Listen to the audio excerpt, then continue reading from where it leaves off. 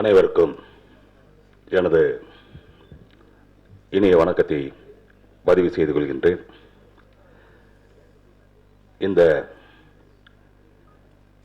Tamil Kohli films வழங்கும் காதல் காலம் படத்தின் இசை வெளியீட்டு விழாவிற்கு வந்திருக்கின்ற இசை வெளியீட்டு விழாவின் சிறப்பு விருந்தினராக அமர்ந்துள்ள தமிழ் திரையுலகின் திரைக்கதையின் பிதாமகன் திரு பாக்யராஜ் சார் அவர்களுக்கும் மற்றும் அவருடைய நேரடி வாரிசு திரு பாண்டியராஜன் சார் அவர்களுக்கும் எனது பணிவான வணக்கத்தை தெரிவித்துக் கொள்கின்றேன்.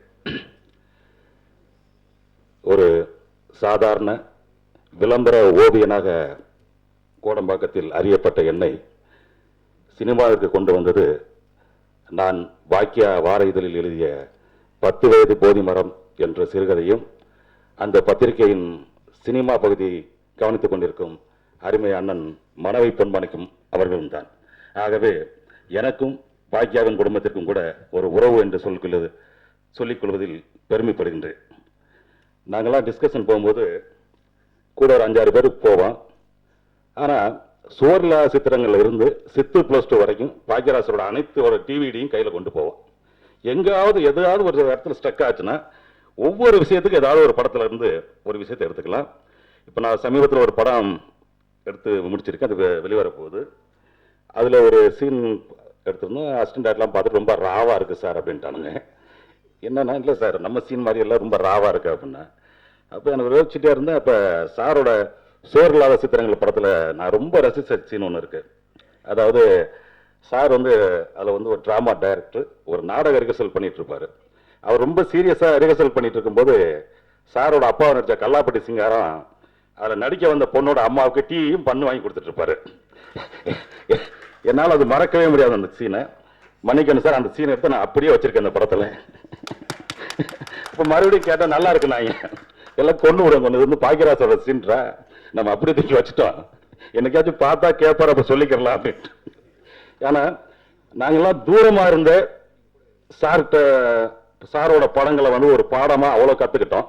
ஆனால் அதே நேரம் சார் கூடவே இருந்த மதிப்பிற்குரிய அண்ணன் சோமண்ணை நிச்சயம் நிறைய கற்றுக்கிட்டு இருப்பாரு. பாக்யராஜ் சாரோட படம் மாதிரியே இதுவும் மிக சிறப்பான ஒரு படமா வந்திருக்கும். இங்கே டைரக்டரோட பேர் சோம சுந்தரா அப்படின்னு போட்டுருந்துச்சு. ஆனால் எங்களுக்கு அதெல்லாம் தெரியாது. நாங்கள் எப்போவுமே அவரோட அன்பா சோமண்ணா சோமண்ணன் தான் கூப்பிடுவோம். இந்த சோமண்ணனுக்கு கிடைச்ச இந்த அரிய வாய்ப்பு, இந்த முதல் படம் மிகப்பெரிய வெற்றி அடைங்கிறது என்னோட எதிர்பார்ப்பு. காரணம் அவர் சொன்ன அந்த கதை ரொம்ப அழுத்தமான ஒரு கதை. அது இன்றைய காலகட்டத்தில் ஒவ்வொரு தகப்பனுக்கும் ஒவ்வொரு மகனுக்கும் பாடமா இருக்க வேண்டிய ஒரு கதை. அதுபோல இந்த படத்தோட தயாரிப்பாளர், நானும் இப்படி ஒரு தயாரிப்பாளரை நான் பார்த்ததே கிடையாது. அது என்ன வேணாலும் எடு, எவ்வளவு நாளைக்கு வேணாலும் எடு. ஏன் அங்கே லொக்கேஷன்ல பார்க்கும்போது 2 பேரும் ஒரு தயாரிப்பாளராகவும் ஒரு இயக்குனராகவும் தெரிய மாட்டாங்க. அவங்க 2 பேரும் பேசிக்கிறது அவ்வளோ ஒரு சந்தோஷமா இருக்கு. அட போப்பா, அட விடுப்பா, இப்படியே தான் பேசிட்டு இருப்பாங்க. இதுல இன்னொரு பெரிய ஹைலைட்டு, நான் ஒரு படத்துக்கு என்னோட ஒரு படம், அந்த படத்தோட பின்னணி இசை AVM ஜி தியேட்டர் நடந்து, அப்போ ஒரு காட்சிக்கு 10 வயலின் லைவா தேவைப்பட்டது. அந்த வயலின் எனக்கு தயாரிப்பாளர் நீ எடுத்துக்கங்க சேர்த்து பண்ணுங்க அப்படின்ட்டாங்க. ஆனால் அந்த படத்தோட தயாரிப்பு நிர்வாகிக்கு எனக்கு ஆரம்பத்தில் சின்ன மோதல். ஸோ அவர் அந்த 10 வயலின் தரவே முடியாண்டார் கடைசி வரைக்கும். கடைசியில் நான் அந்த ஏவிஎம் உருண்டைகிட்ட ஒரு மாதிரி அழுதுட்டு நிற்கும் போது அந்த படத்தோட இசையமைப்பாளர் இது ஃபீல் பண்ணாங்க, என்ன இப்போ உனக்கு என்ன வேணும்னாரு. இல்லை சார் அந்த வயலின் லைவாக இருந்தால் நல்லா இருக்கும் அப்படின்னா, சரி நான் பண்ணி தரேன் என் செலவுலன்னு சொல்லி அது பண்ணி கொடுத்தாங்க.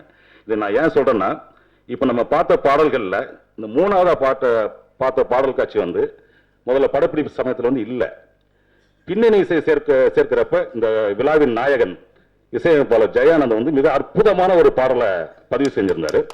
அந்த பாட்டை மாண்டேஜ் ஷாட்ஸ்ல இயக்குனர் சோமன் யூஸ் பண்ணியிருந்தாங்க.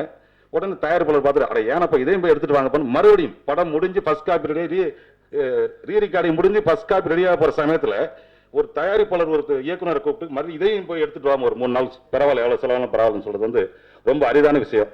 இப்போ ஒரு ப்ரொடியூசர் இந்த தமிழ் சினிமா தக்க வச்சுக்கணும். அதுபோல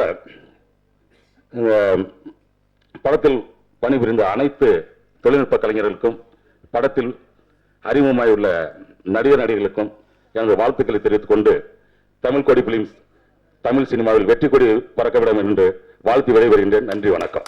கே. பாலச்சந்தர் இந்திய சினிமா வரலாற்றில் தவிர்க்க முடியாத ஒரு பெயர். தன்னுடைய அசாத்திய படைப்புகளால் தமிழ்நாட்டில் 1/4 நூற்றாண்டு காலமாக முடிசூடா மன்னராய் இயக்குனர் சிகரமாய் திகழ்ந்தவர் திரு கே. பி. அவர்கள். 1930 தஞ்சையில் பிறந்த இவர் எம்ஜிஆர், சிவாஜி கோலோச்சிய காலத்தில் நீர்க்குமிழி என்ற படத்தில் இயக்குனராய் அறிமுகமானவர் தான்.